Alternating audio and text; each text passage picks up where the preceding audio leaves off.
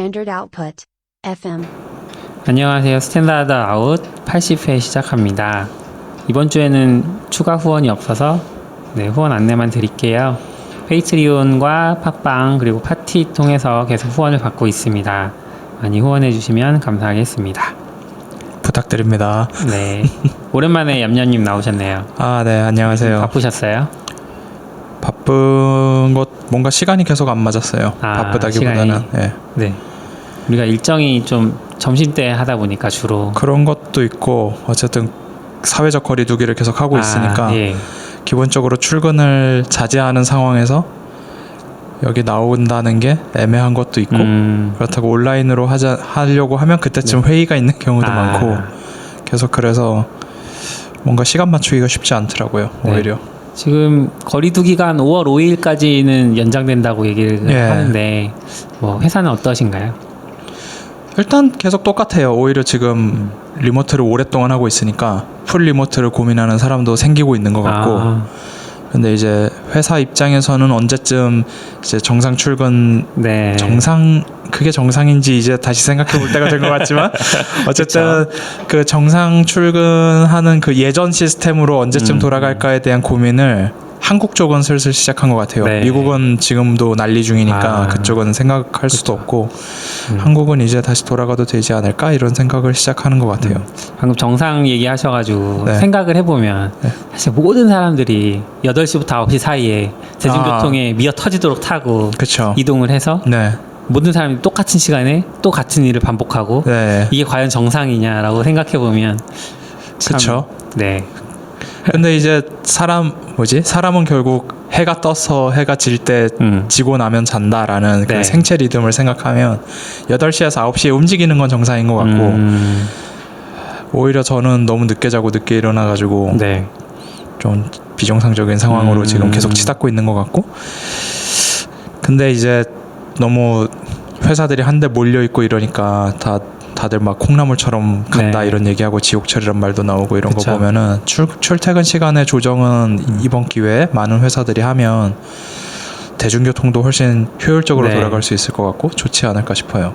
회사라는 말 자체에서도 약간 느껴지는 게 회가 모일 회잖아요. 그렇죠. 결국 이제 모여서 일하던 전통적인 방식인 거고 어떻게 보면 이제 우리 같은 IT 노동자들은 굳이 모여서 일할 필요가 없으니까 사실 이제 이번 기회 같을 때 크게 타격받지 않고 어떻게 보면 좋아하는 방식대로 일할 수 있어서 좋았는데 회사라는 그 개념 그런 것도 조금 바뀔 필요가 있지 않을까. 회사 사실 모이는 위치를 그러니까 옛날에는 어쩔 수 없이 특정 공간에 모여야 됐다면 물리적으로 한 공간. 이제는 그런 물리적인 모임이라는 것 자체가 점점 약해지고 있는 시기니까 회사를 긴랩처럼 아예 온라인으로만 모인다 이렇게 생각할 수도 있을 것 같고 뭔가 그런 변화들 그러니까 결국 모든 회사가 IT를 통해서 물리적 제한을 조금씩 풀어나가는 과정을 거친 회사가 보통 살아남게 될 것 같고요. 그러지 못한 회사는 점점 힘들어지는 상황으로 가지 않을까 싶기는 해요. 사실 부동산은 계속 오르고 그런 고정 지출이 계속 늘은다는 건데 이번 질병 사태를 계기로 뭔가 고정 비용 많은 회사들이 생각보다 이런 상황에 취약하다라는 것도 많이 드러났잖아요. 그런 걸 보면 많은 회사가 이런 부분도 생각을 해봐야 되지 않을까? 그런 생각을 가끔 했어요. 저도 좀 더 IT화 되는 거에 동의를 하는데 한편으로는 불가능한 부분들도 있잖아요. 공장이라거나 이런 제조 생산시설 이런 것들은 결국은 어느 특정 지점에 모여서 사람들이 일을 해야 되니까 그런 거는 또 어떻게 할 수 있을까 고민도 되고 그런 곳은 이제 어쩔 수 없는 것 같고 아니면 이제 영화 아바타에 나오는 것처럼 그러니까 생명체랑 연결하는 게 아니라 내가 로봇이랑 연결돼서 일을 한다거나 VR을 쓴다거나 뭐 그런 방법들도 고민은 해볼 수 있겠죠.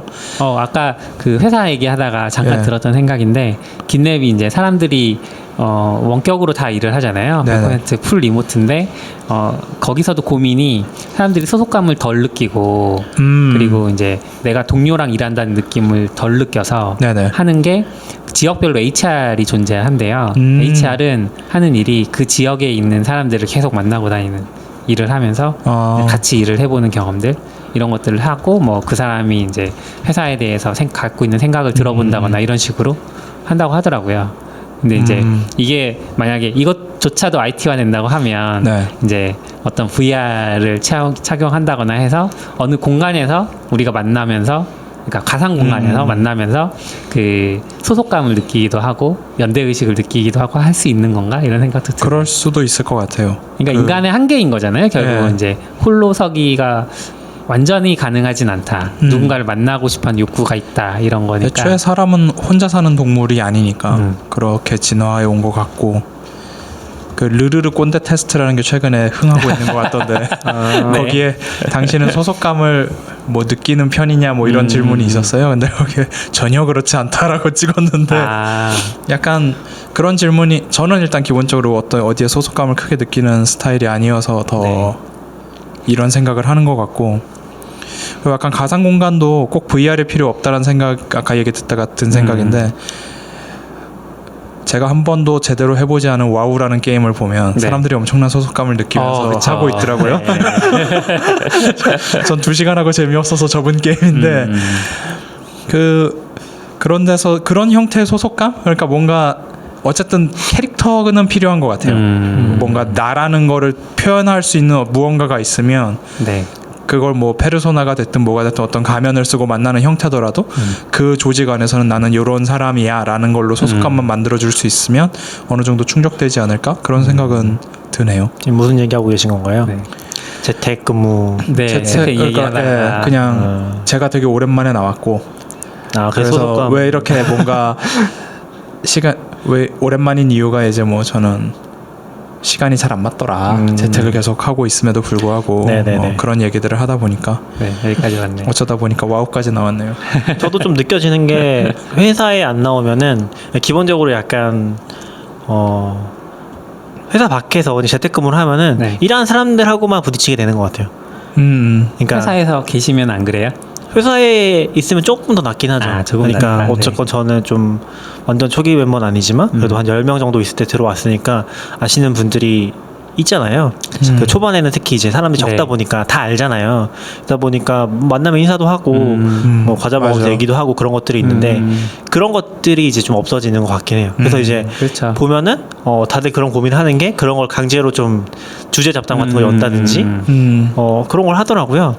그러니까 하려고 한다고 이제 기사 같은 데서 봤거든요. 뭐 다른 기업 얘기를 들은 건 아니고 IT 기업들이 리모트를 할 수 있는 상황인데 오히려 애플이나 뭐 구글이나 신사옥을 지을 때는 사람들이 우발적인 접촉을 많이 할 수 있도록 건물 설계를 막 바꿔가지고 일부러 동선을 멀리 한다거나 이런 식으로 설계를 한다는 얘기들이 있잖아요. 최근에 저는 제가 읽은 책은 아닌데 제 책 오리지널스인가? 그 책에 나오던 얘기 중에 하나가 어떤 얘기였지? 죄송합니다. 모르는데 갑자기 꺼내가지고 잠시만요. 얘기하고 계시면 다시 얘기할게요. 오리지널스에 무슨 내용이 있었을까요? 근데 이제 제가 그냥 이 우발적인 거라서. 만남이라는 게 저 이제 상상을 해봤어요. 아는 사람이면 우발적으로 만났을 때 반가워 요즘 어떻게 지내 이렇게 말을 조금 할 수 있는데 모르는 사람이면 그쵸. 우발적으로 만났다고 하더라도 대화가 이어지진 않잖아요. 보통은 그렇죠. 그죠? 그러면은 그렇게 건물을 설계하는 게 과연 효과적일까? 그게 약간 문화적인 차이도 있을 것 같고요. 저는 모르는 사람한테 거의 말을 안 거는 스타일이기는 한데 예전에 그런 경험이 있긴 했거든요. 그냥 회사 카페에 있는데 그러니까 일반 카페에서는 그런 일이 거의 없고 당연히 회사 카페에 있으면 이 회사 사람이라는 게 어느 정도 인식이 되니까 그냥 모르는 사람이 와서 말을 거는 경우가 가끔 있더라고요. 그래요? 그래서 뭐 누구냐고 막 해가지고 뭐 누구다 뭐 무슨 일 하냐 뭐 그런 경우가 가끔은 있어요. 그러니까 그거는 이제 왠지 그분은 회사에 대한 소속감이 굉장히 강한 분이었던 것 같고 저는 이제 되게 불편했죠. 엄청 불편했는데 이제 그런 우연도 이제 노릴 수 있을 것 같고 혹은 이제 그렇게 해서 모이면 저는 그때 혼자 가는 상황이었지만 보통 2-3명이서 가면 다른 사람이랑 아는 사람이랑 연결이 되기도 하고 그런 거를 노려보는 걸로는 나쁘지 않을 것 같아요. 그런 건 좋네요. 제가 뭔가 얘기를 하고 싶었는데 제 메모를 안 해놔가지고 까먹어버렸어요. 순간적으로. 아무튼 뭐 그래서 그렇습니다. 아 생각이 났던 지금- 얘기가 아니고 생각이 안 났다는 얘기입니다. 지금 당근은 몇 명 네네. 정도 저희 있어요? 한 60명 정도? 그러면 신규 입사자가 만약에 본인 우리 파트가 아니라 다른 파트에 들어오시면 인사는 하겠지만 대화가 이어지긴 쉽지 보통 않겠네요. 이제 인사하는 정도인 것 같아요. 그죠? 점점 더. 그러니까 기존에 한 3, 40명대까지는 그래도 이제 다 아는 뭐 얘기하고 있으면 같이 껴서 그쵸. 얘기하거나 뭐 그 정도였던 것 같은데 점점 더 이제 뭐 처음 보시는 분들 인사하거나 근데 같이 일할 부분이 거의 없으니까 점점 더 네. 대화할 것도 별로 없고 뭐 이 조직이 애매하긴 하죠. 커진다는 게 항상 이제 그런 부분에서 어려움이 그러다 보니까 더 이제 뭐 그런 장치들을 만들려고 하는 것 같아요. 예를 들면 배민 같은 데서도 제가 듣기로는 각 팀에서 한 명씩 뽑아서 점심을 같이 먹는다든지 네. 그런 게 있었고 저희 회사에서도 그런 걸 하려고 이제 준비를 하고 있었는데 코로나가 발생을 하면서 이제 한 번 했었거든요. 근데 그런 것도 꽤 좋은 것 같긴 해요. 뭐 일부러 자리를 만들어주면 어쨌건 자기 소개 정도 라도 자기 소개 이후에 무슨 얘기를 하죠? 어떤 일을 되게 하고 뻘쭘할 것 같아. 어떤 그게- 일을 하고 있다 정도는 공유를 그게 하니까 애매하죠. 그 제가 소속된 팀에 네. 새로 한 분이 오셨는데 그때가 이제 한창 질병이 창궐하던 시기였어요. 그러다 보니까 그분은 저랑 예인님 정도만 아는 거의 그리고 다른 분들과는 만난 적도 훨씬 적고 그렇겠네요. 그러다 보니까 얼마 전에 온라인 회식을 했는데 더 어색한 거의 얘기 안 하시고 아. 근데 뭐 원래 또 온라인 회식 하면은 말하는 사람만 하고 안 하는 사람은 안 하니까 뭐 맞아요. 그런 것도 있기는 한데 보면서 좀 고민은 되더라고요. 이게 근데 줌의 문제 중에 또 하나가 비슷한 건데, 그러니까 오프라인에서는 사실 오프라인에서 대화를 하는 거는 굉장히 비공개적인 성격이 강하잖아요. 그러니까 자기들끼리만 두세 명끼리 얘기하거나 그런 게 네. 가능하잖아요. 그거를 뭐 굳이 공개 안 해도 되는 거고 당연히. 네. 근데 온라인에서 하면 그런 것들이 좀 없어지는 것 같긴 해요. 그러니까 뭐 예를 들면 뭐 얘기하신 것처럼 온라인 회식 같은 걸 해도 10명 이상 모이고 그러면은 이제 말 안 하는 사람은 아무 말도 안 하는 거죠. 네. 그냥 약간 그것도 의무적으로 참여하는 듯한 맞아요. 느낌도 있고 그런 것들은 이제 좀 어려운 문제라는 생각이 들긴 해요. 그래서 온라인 회식이 왜 그렇게 되는가를 생각해 보면 그냥 이건 제 개인적인 추측인데 일단 화면에 그 회사의 다른 분이 그런 얘기를 하셨어요. 보통 회식하면 내 눈앞에 3-4명밖에 안 보이는데 10명이 다 보이니까 신기하다 뭐 이런 네. 얘기를 하셨는데 신기하다. 그러니까 10명을 다 보면서 얘기하는 거잖아요. 그 말은 뭐냐면 한 번에 한 명밖에 말을 못 해요. 그렇죠. 그러니까 3-4명씩 모여서 여러 주제가 나와서 진행이 되다가 그거를 술 먹으면서 귀동냥으로 듣고 저 주제 재밌는데 한번 왔다 갔다 하는 뭐 이런 게 없이 누군가 말을 시작하면 10명이 모두 그 말을 들어야 되고 그런 그날의 가장 메인 주제 외에는 거의 대화를 못하는 상황이 발생하는 게 아닌가라는 생각이 불현듯 드네요. 그러네요. 온라인 회식 저는 말을 많이 해서 나쁘지 않았는데 말 안 하는 분들은 재미없었을 것 같다는 생각은 해요. 근데 장치들이 필요한 것 같아요. 예를 들면 뭐 줌 같은 거에 있어도 저희도 중간중간 잡담 같은 거 할 때 할 수 있도록 열고 하거든요. 근데 뭐 회사에서 정책적으로 뭐 업무 외에는 줌을 열면 안 된다. 그러니까 그것도 줌도 계정을 여유 있게 줘야겠죠. 예를 들면 네. 근데 그 여유가 없으면은 당연히 이제 못 열잖아요. 그러니까 다른 용도로는 그런 것도 좀 그 계획이 필요한 것 같고 뭐 랜덤 채널이라든지 약간 불시에 자유롭게 열 수 있게 한다든지 그러니까 이것도 다 기사에서 본 거긴 해요. 그런 식의 시도를 하는 것 같더라고요. 이제 그런 그러니까 고민하는 옛날에 팀들에서는 그 공부 유튜브 뭐 이런 거 있잖아요. 자기 공부하는 모습 그냥 아무 말도 하지 않고 찍어놓고 네네. 들어와서 사람들 보고 막 하는 저희 팀에도 것처럼. 가끔 그런 거 열어요. 아, 정말요? 혼자 코딩하는 거 도와달라고 자기 코딩하고 이제 얘기할 사람 얘기하고 괜찮네. 저는 일주일에 한 번씩 스터디하는 거 그냥 한 4-5명 정도 모여서 책 읽고 그냥 각자 알아서 책 읽고 그걸 온라인으로 하시는 거예요? 요즘은 온라인 원래 오프라인으로 하고 있었는데 이제 온라인으로 옮겨간 거죠. 좋네요. 저희도 그 인프라 스터디라고 스터디를 했었는데 오프라인에서 했었는데 이번 올해 스터디는 한 번 하고서 여기서도 몇 번 얘기했을 거예요. 네, 한 번 하고서 네, 이제 맞아요. 못하고 온라인으로 지금 하고 있거든요. 온라인 가능하신 분들만 모아가지고 한 8명 정도 해서 하고 있는데 오히려 반응이 더 좋은 것 같긴 해요. 왜냐면은 사실 다들 이제 일하고서 다시 또 장소 이동해서 참여하는 게 좀 부담인 것 같아서 회사에 심지어 있더라도 그래서 온라인으로 하는 것보다 더 좋다고 하시는 분들도 있더라고요.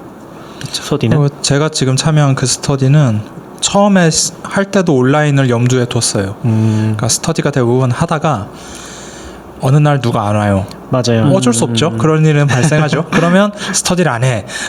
아 정말요? 그러니까 뭔가 같은 주제를 갖고 스터디를 하면 네. 모두가 그날 꼭 와야 되고 막 이러니까 그 사람이 진도 놓치면 막 다음 거 뭐 네. 맞추고 뭐 이래야 되니까 그래서 안 하고 그래서 한 명이 안 오면 다음에 또 누가 안 오고 이게 스터디는 인원이 많아질수록 점점 안 하게 되고 그래서 그냥 무조건 그날 그 시간에 온라인으로라도 하고 뭐 참여 못하면 할 수 없고 그런 식으로 계획했던 것도 제가 스터디를 그다지 좋아하지 않는 것도 그런 게 있는데 전 스터디를 책을 읽는 용도로 하는 것 같아요. 네, 좀 제가 그런 혼자서 거. 하기는 이제 1년 지나서 보면 아무것도 읽은 게 없기 때문에 근데 스터디를 하면은 어차피 한 권 읽었고 두 권 읽었고 다 읽었는지 모르겠지만 그래도 누가 옆에서 얘기해주고 이제 네. 의무적으로 참여하게 되면 좀 자극되는 게 있어서 근데 이번 스터디 참여율이 굉장히 저조하십니다. 뭐 그렇긴 하지만 다 듣고는 있었어요. 아 그래요? 네, 참여할 여건이 안 돼서 그냥 귀에 꼽아놓고 그것도 약간 원격 스터디 장점이긴 하죠. 내가 일 있으면 그냥 듣고라도 있을 수 네. 있으니까 그런 포인트도 장점이라고 하기엔 좀 죄송스럽긴 하지만 네.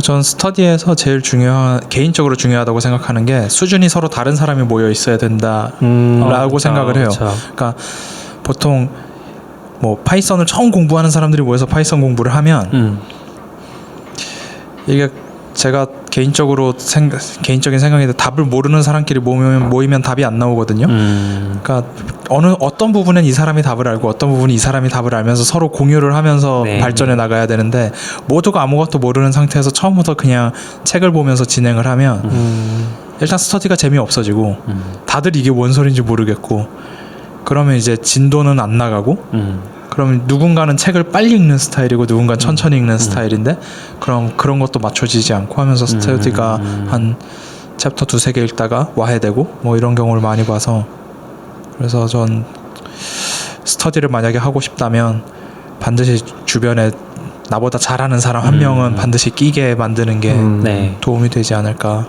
그렇죠.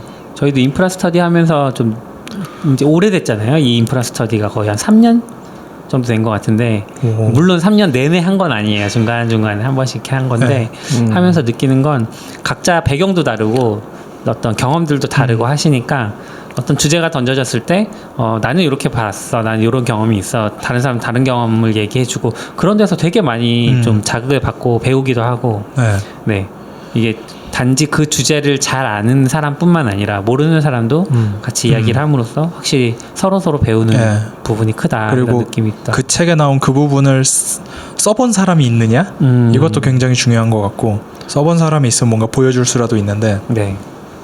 아무도 써본 적이 없으면 이제 상상할 수밖에 없잖아요. 얘기가 옆으로 새긴 했는데 계속 뭐 세고 완전 있어요. 다른 얘기에서 예전에 이제 시각화 스터디 같은 거 했을 때도 네. 저는 그런 포인트 좋긴 했었거든요. 그런 거 모임을 하면은 일단 배경이 완전 다른 사람들이 오니까 자기 전문 분야라든지 뭐 시각화라는 게 사실 굉장히 많은 분야에 엮여 있어요. 뭐 심리학부터 그렇죠. 시작해서 뭐 네. 뇌과학도 있고 심지어 전에 읽었던 책은 뇌과학 책이었잖아요. 뇌과학 책을 굉장히 어렵게 쓴 책이었는데 맞아요. 뭐 인지과학과 네, 시각화. 인지과학도 있고 심리학 뭐 별게 네. 다 섞여 있어서 그러니까 프로그램도 당연히 들어가고 그래서 누가 혼자서 잘 끌어나가기 힘들거든요. 그럼 각자 경험에서 그것들을 그렇죠. 하나씩 얘기하면은 뭐 재밌었던 것 같아요. 그런 근데 굉장히 다양해서 좀 힘들었던 것도 있긴 하죠. 좋았던 경험인 것 같고 그래서 약간 뭐 테라바리 같은 것도 그래서 잘 되는 게 아닐까? 가본 적은 없지만 그런 생각도 들고 있어요. 그렇겠네요. 시각화가 뭐 넓게 보면 만평 같은 것도 시각화니까. 그렇죠.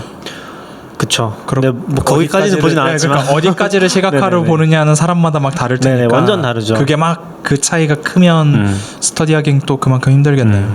저희는 이제 보통 그래프 같은 것들 프로그래머로서는 그래프라든지 뭐 D3JS라든지 그런 것들을 주로 염두에 두고 가면은 이제 그것들을 펼치기 시작하면은 이게 뭐 과학적 시각화, 사이언티픽 시각화는 또 완전 다르잖아요. 그쵸. 그런 것부터 시작해서 시각화에서 뭐 심리적으로 색깔 같은 거 선정하는 거라든지 자 막대 그래프조차도 왜곡이 있다든지 그러니까 그 똑바로 그려도 있죠. 그러니까 어떤 시각화에 뭐 굉장히 표준이 되는 누구셨죠? 터프티라는 네, 교수님이 에드워드 계시거든요. 터프티. 그분이 약간 굉장히 유명한 3부작을 쓰셨어요. 시각화에 관련된. 그 책에서 가장 중요한 얘기 중에 하나가 시각화를 굉장히 똑바로 해야 된다. 정확하게. 그러니까 막대 그래프를 비율대로 정확하게 그려야 된다. 그런 얘기 굉장히 많이 했거든요. 네. 근데 최근에 또 심리학적으로는 막대 그래프를 똑바로 그려도 왜곡이 발생할 수 있다. 네.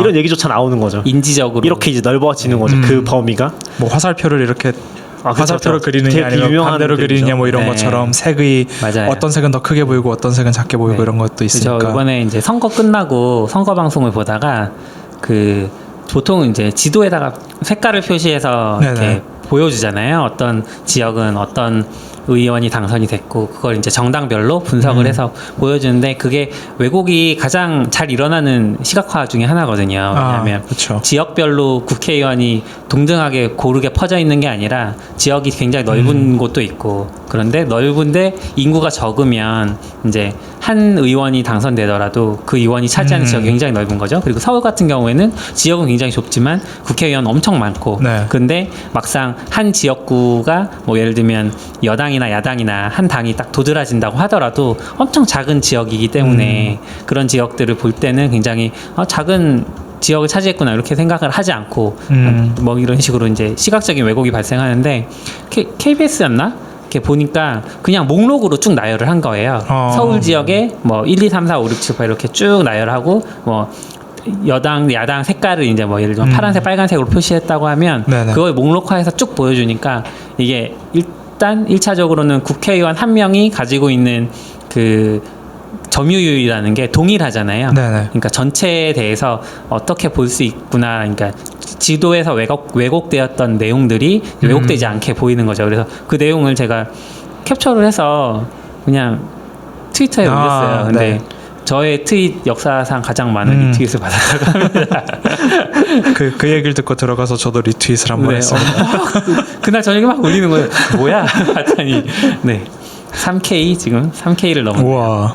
네. 근데 그 거기서 이제 댓글 중에 그런 거 있었잖아요. 댓글이 아니라 뭐죠? 그 리트윗? 리트윗이 아니라 멘션? 네. 멘션 중에 그 육각형. 그렇죠. 육각형이 이제 일반적으로 했던 네, 한 2, 3년 전에 그런 게 굉장히 유행했던 것 같긴 해요. 그러니까 2, 3년 전에 미국 같은 데서 미국도 대통령 선거를 할 때 네. 그런 걸 그냥 그리면 왜곡이 되니까 그런 식으로 많이 표현해서 뭐 좋은 방법으로 썼던 것 같긴 해요. 네모라든지 육각형이라든지 네. 그리고 예전에 그런 사례도 있었던 것 같고 한국에도 그거 비슷하게 구현을 했었던. 그러니까 그게 뭐 육각형이든 네모든 뭐 그게 중요한 게 아니라 결국은 이제 똑같은. 한 의원이 네네. 같은 그 점유율을 보여줘야 왜곡이 없다. 뭐 이런 그쵸. 시각화.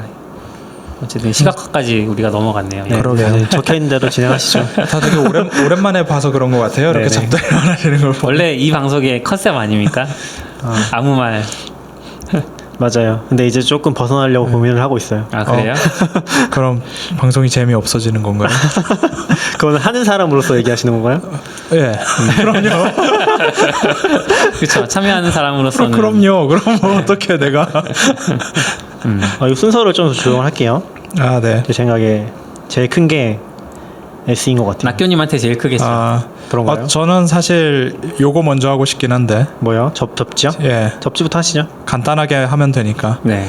오늘 음질이 평소라기보다 최근에 엄청 좋았던 음질에 비해서 다들 다르게 들리실 것 같은데. 아니요, 최근에도 별로 안 좋긴 했어요. 최근에 네, 원격으로 녹음했기 때문에 원격 녹음은 좋지 않아요. 어쩔 수 없고. 네. 저희가 지금 컨트롤을 잘 못하고 있는 것 같긴 해요. 시간도 많이 없고 해서. 이 사무실에서 하고 있는데도 음질이 최근에 사무실에서 찍은 것보다 안 좋은 이유가 이 건물이 접지 문제가 또 시작이 된 것 같습니다. 네. 왜 이래요 이 건물? 저도 잘 모르겠는데 좀 문제가 있는 것 같긴 몇 년 전에 해요. 지었죠? 건물? 그것까지는 잘 모르네요. 한 10년 넘었죠. 제가 주인은 아니라서. 그러니까 이 건물, 그러니까 우리나라가 한때 건물들이 접지가 그 의무가 아닌 적이 있었어요. 사실 그 전까지 쭉 의무가 아니었고 어느 시점 이후로 의무였는데, 그러니까 그 시점 이전에 지어진 건물들은 대부분 접지가 안 되는 거죠. 제가 등기부 등본을 뽑아보진 않아서. 네, 잘 아파트에도 우리가 모르겠습니다. 이제 이사를 다녀보면 네. 뭐 이렇게 빌라는 당연히 접지가 안 돼 있고 아파트 같은 경우도 오래된 건물들은 이제 접지 콘센트가 접지가 있다고 해서 꼭 접지가 되는 거 아니거든요. 예, 그렇죠. 그 아파트 건물 자체적으로 접지가 되어 있어야 콘센트의 접지 콘센트가 효과를 발휘하는 건데 이제 그런 경우들이 있고 그러니까 우리가 이제 접지를 일반적으로 중요하게 생각하지 않지만 맥북을 써보면은 많이들 느끼실 수 있거든요. 맥북에서 뭔가 그쵸. 저릿저릿한 느낌들이 온다거나 따끔따끔하다거나 이런 것들이 접지의 문제인데 이 건물도 이제 접지가 제대로 안 되는 것 같아서 저희가 녹음을 해보면 이제 미세하게 그 잡음이 들어가요. 근데 그게 조금 이제 여기 선도 길고 해서 더 접지를 많이 타는 것 같고 접지 문제를 근데 접지를 안 하면은 나중에 다시 할 수는 없잖아요. 다시 할 수도 있죠. 있어요. 어떻게 해요? 건물을 부숴요? 이제 땅으로 아니요. 철심을 땅에 연결된 철심으로 그 전선 하나가 연결이 돼 있으면 돼요. 사실. 없으면 안 되잖아요. 그거를 없으면. 그러니까 나중에 다시 설치를 할 수가 있는데. 아, 그래요? 그러니까 지금 예를 들어서 이 건물을 예를 들어서 저기 네네. 있는 저 스위치가 고장 났다고 치면. 네. 근데 저 스위치는 문제가 없고 중간에 선이 끊어졌다고 하면 어떻게 고쳐야 될까요? 벽을 다 뜯어 부수고 뭐 이러기는 애매하니까 보통 뒤에 공간이 있어요. 그렇죠. 모든 관이 돌아다니는 공간이 있어요. 그럼 그 공간을 통해서 선을 보낼 수만 있으면 네네. 접지도 가능하고 그쵸. 선도 고칠 수 있고 그런 근데 것도 접지는 가능하죠. 제가 궁금한 거는 네. 그 못 같은 걸 박아야 되는 거잖아요. 땅에다가. 땅에 접지 보온 같은 걸 보통 심죠. 예. 그게 안 심어져 있으면 심으면 되죠. 심으면 된다고요? 네. 건물 그거는- 어디다가요? 뭐 이 건물의 기반이 네. 있겠죠. 네네. 거기다 그냥 하나 박으면 되죠. 잘 이해가 안 돼. 그게 이제 바닥 기초공사 다 하고 나서 거기에 없으면 안 될 수도 있을 거는 같아요. 아니 제가 얘기한 게 이런 포인트긴 하거든요. 네. 그러니까 미리 접지봉을 안 박아 놓은 상태에서 나중에 접지를 할 수 있냐는 거죠. 있어요. 뭐 방법은 이게 100% 되는지는 모르겠지만 일반적으로 많이 가이드를 하는 것 중에 하나가 이제 집에 접지가 안 되는 상황이다. 어떻게 접지를 할까요? 그러면 이제 그 배수관 있잖아요. 집에 배수관이 이제 쇠로 만들어진 경우가 있거든요. 네. 그런 경우에는 그냥 거기다 연결을 해라. 배수관은 이제 땅까지 가니까. 그래서 그렇게 말하는 경우도 있고 아니면은 뭐 그냥 좀 이렇게 뭐 옥상 같은데 차라리 바닥으로 가기 힘들면 옥상으로 올려서 옥상에 화단이 있다고 하면 혼자 그냥 연결을 해도 그러니까 가정에서 발생하는 전류라는 거는 크지 않기 때문에 접지 역할을 할 수 있고 역시 오디오 전문가시군요. 들은 얘기겠지. 그리고 뭐 피레침 같은 거 생각하면 그냥 그쵸. 건물 밖으로 빼요. 네. 선을 정말 접지가 필요하면 뭐 그것도 방법일 것 같고. 근데 여기 건물 자체가 접지가 잘 안 되는 것 같기는 해요. 그러니까 저는 그 건물에서 이제 이 뭐라고 해야 되지 사무실 공간에서 나갈 때 옆에 그 누르잖아요. 뭐라고 하지? 세콤 그 버튼 누르잖아요. 문 열리도록. 네. 거기서도 가끔씩 튀는 걸 많이 경험하거든요. 근데 나만 그런가 해서 물어봤는데 저만 그런 것 같더라고요. 그건 정전기 문제 아니에요? 정전기인가 싶기도 하고. 정전기가 좀 그러면? 세신 것 같긴 해요. 근데 정전기 샤워 후에 로션 바르시나요? 집에서는 전혀 안 그래요. 아, 집에서는 그래요? 전혀 네네. 안 바른다고요? 아니요. 집에서는 그런 정전기 문제가 크지 않거든요. 네. 고양이 만질 때 외에는. 근데 이제 회사에서만 유독 이제 심해서 뭐 관련이 있는지 모르겠어요. 아무튼 이게 접지가 최악의 접지 안 된 경험을 제가 한번 한 적이 있는데 이제 방송 시설이 있는 건물이었어요. 이제 방송 시설이 막 나오고 있는데 랜덤하게 그러니까 주기가 정해져 있지 않게 삐 소리가 나는 거예요. 누가 뭘 트나 보네요. 전기를 쓰면 왜 그런 거 아니에요? 그랬을까요? 그러니까 전기를 쓰면 그런 거 아니에요? 뭔가를 네, 엘리베이터가 움직일 때마다 소리가 났어요. 그러니까 이게 엘리베이터의 전원선과 음향선이 같은 공조 시설 안에 같이 이렇게 그래서 이제 이 건물 정말 엉망이다 이런 얘기를. 그럼 우리가 이제 돈 벌어서 나중에 스튜디오를 만들더라도 네. 새로 지은 건물로 가야겠네요. 뭐 새로까지는 아니고 새로 접지가 지으려면 있는지 확인을 해보고 새로 확인은 짓는다라고 보통 하면 할 수 있어요? 뭘 할 수 있냐고요? 접지가 접지 있는지 확인할 확인할 수 저거 있죠. 그 뭐지? 그 미터기 있잖아요. 그 전기 미터기 그걸로 콘센트에 찍어보면 돼요. 아니면 그냥 맥북 연결해요. 저리저리. 저기 30분만 해보겠습니다 하면 바로 알 수 있어요. 근데 저는 요새 인프라를 하고 있으니까 항상 느끼는 게 이 관찰이라는 게 엄청 큰 비용이 드는 거구나 생각을 항상 하거든요. 접지 얘기하다 왜 갑자기 인프라 얘기로? 접지가 되는지 확인하려면은 네, 그런 것도 관찰이 제대로 가능한지. 확인하려면은 왜냐하면 들어가고 나서 또 이제 문제가 있었다고 하면은 그러니까 보통 이제 한국이 그런 게 잘 안 돼 있다고 느끼긴 하는데 집에 들어가기 전에 그 집의 상태를 정확하게 확인하는 맞아요. 포인트가 맞아요. 너무 어렵잖아요. 어려워요. 네. 그러니까 우리가 그냥 계약을 해서 어디 스튜디오를 얻었는데 거기가 뭐 나중에 보니까 접지가 잘 되는 것 같았는데 뭐 얘기하신 것처럼 이제 뭐 엘리베이터 쓸 때는 갑자기 근데 그거 우리가 하루 종일 들어가서 확인한 다음에 그 계약을 하는 게 아니잖아요. 그쵸. 그런 건 파악이 안 되니까 그런 비용도 굉장히 크지 않나? 그 오피스텔 같은데 보면 맨날 인덕션 들어있다고 하고 가보면 하이라이트예요. 진짜 너무 싫어. 그게 달라요? 하이라이트는 실제로 빨간색 그 열이 나오는 게 네. 하이라이트고 인덕션은 유도 전류로 냄비만 데피는, 그러니까 프라이팬 있는 냄비만 네. 데피는 거거든요. 그래서 그러면 둘은 인덕션은 완전히 다른데 손을 대도 안 돼요? 그러니까 인덕션은 키면은 본인이 그 기기 자체가 위에 그 팬 같은 게 있는지 없는지 인지할 수 있어요. 유도 전류 발생시켰는데 얘가 못 받아가 갈 테니까. 그럼 차단시키는 예, 거예요? 그래서 뭐 그릇 같은 거 올려놔도 뜨거워지지 않고. 하지만 뜨거워진 상태에서 손을 대면은 예, 그렇죠. 그건 이제 네. 그 전도로 되는 거니까 그건 뭐 당연히 그렇게 뜨거워지는 건 어쩔 수 없는데 열 손실도 하이라이트에 비해서 조금 더 적은 편이고, 근데 이제 그리고 하이라이트의 문제는 불을 꺼도 유리가 뜨거우니까 네. 계속 한동안 그 온도가 유지되는데 인덕션은 불을 끄면 어쨌든 바로 더 이상 열 공급 자체는 차단되는 밑에 유리에 의한 잔열은 있어도. 그래서 저는 근데 사람들이 인덕션과 하이라이트 구분을 잘 못하는 거는 맞는 것 같아요. 그렇죠. 그래서 부동산 업체는 네. 전부 다 인덕션이라고 쓰고 있고 가보면 인덕션인데 한 번도 못 받고. 저는 그런 비대칭 정보 비대칭 문제가 너무 싫어서 네. 너무 힘들어요 살기가. 그렇죠. 그거 해주는, 그러니까 집 얘기로만 국한해 보면 그거 해주는 업체 뭐 스타트업 이런 것도 요즘에 있다고 있는 하더라고요. 것 같긴 한데 네. 그것도 결국에 동의를 받아서 보통 진행하는 거니까. 그렇긴 하죠.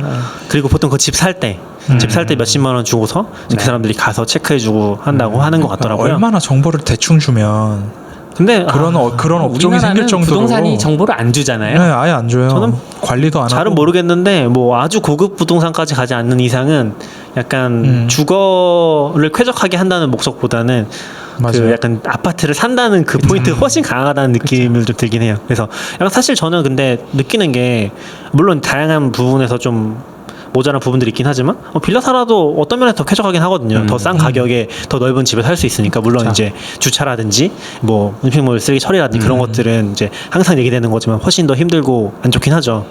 근데 뭐 그런 포인트들이 이제 어떤 게 주거 공간으로서의 삶의 쾌적함보다는 이제 약간 계급적 같은 것도 있고 네. 아파트 사느냐 아니냐 약간 이런 것도 갈리고 네. 뭐 물론 잘 모르겠어. 어려운 것 같아요. 약간 좀 주제가 새니까 점점 더 무식이 들어가는 것 같아서 다시 이제 우리 IT 얘기로 좀 돌아가서 그래서 뭐 접지 문제를 얘기한 이유는 그냥 오늘 음질이 좀 안 좋을 맞아요, 것이다. 맞아요. 그거를 공지하려고 했는데 하다 네. 보니까 또 많이 샜네요. 저희 음질이 별론 것 같아요. 잡음이 계속 들어가더라고요. 그러니까 요거를 지금 저 장비 이름이 뭐죠?